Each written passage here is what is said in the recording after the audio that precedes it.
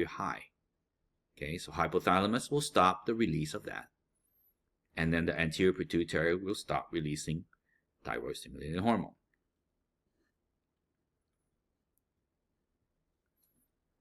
Thyroids are also needed for protein synthesis, critical for development of nervous system in utero or early childhood. Helps with reproductive function, increased sensitivity to epinephrine and norepinephrine, which is your fight and flight. Okay, so that's just the, all the thyroid stuff. Okay, so main thing is it helps with metabolism. Okay. Now we're going to go look at calcitonin.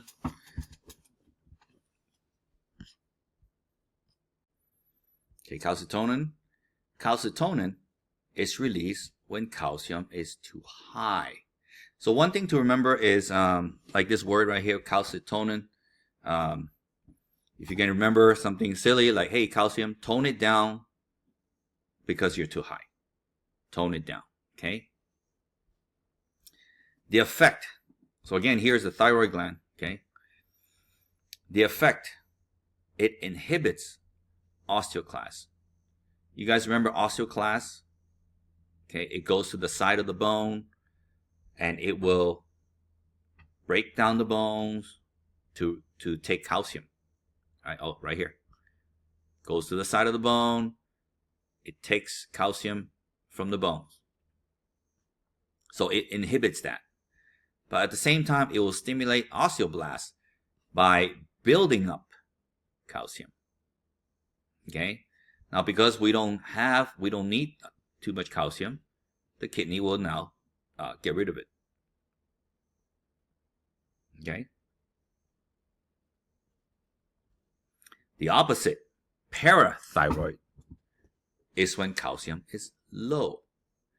So parathyroid, it is, you'll see in the lab, it looks like that. Okay, that's your thyroid gland.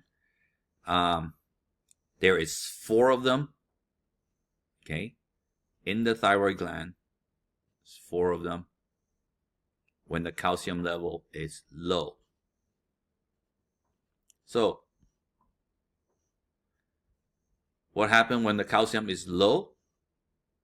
It will stimulate osteoclast, inhibit osteoblast, and it will increase kidney absorption of calcium.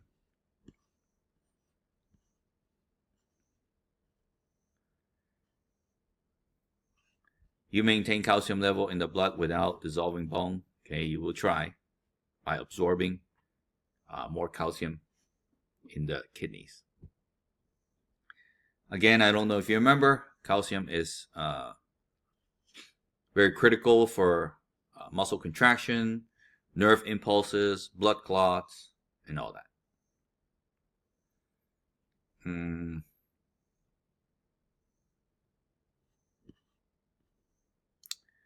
Adrenal gland. We hear this a lot, adrenal gland. When you have too much stress, okay, long-term stress, you have adrenal problem. Okay, but here is the anatomy of the adrenal gland that we need to study. Okay, so here's the adrenal gland. It's on top of the kidney. Okay. Here inside, here's the medullary section, and outside here is the cortex. Okay. Connective tissue. So adrenal cortex has, so these names, I know it's kind of hard to remember, but it's on the test. Okay. So adrenal medulla, right here, we saw it in the middle. Adrenal medulla, okay. Stress hormones are epinephrine, norepinephrine. So these 3 zones are in the cortex, okay. 3 zones: zona reticularis, zona fasciculata, and zona glomerulosa. Okay, so just remember salt, sugar, and sex. Okay, mineralocorticoid is on the top, zona glomerulosa.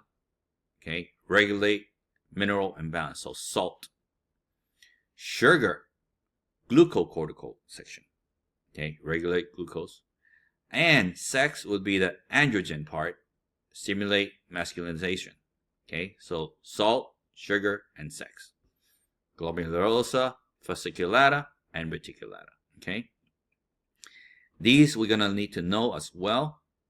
Okay, aldosterone. Just remember the name. We're gonna go through them later.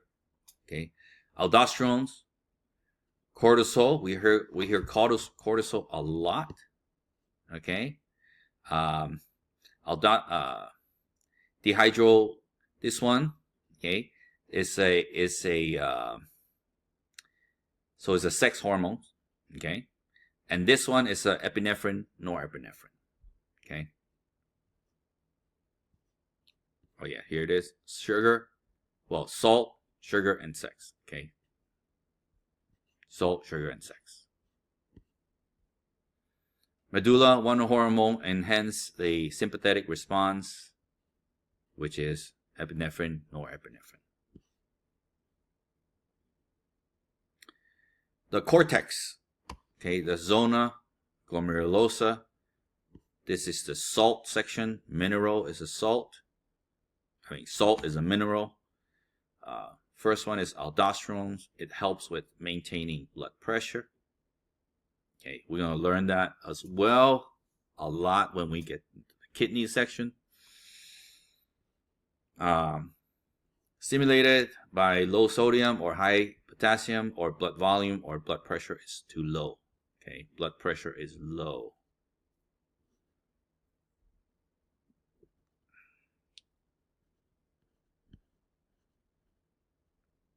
Target, kidneys.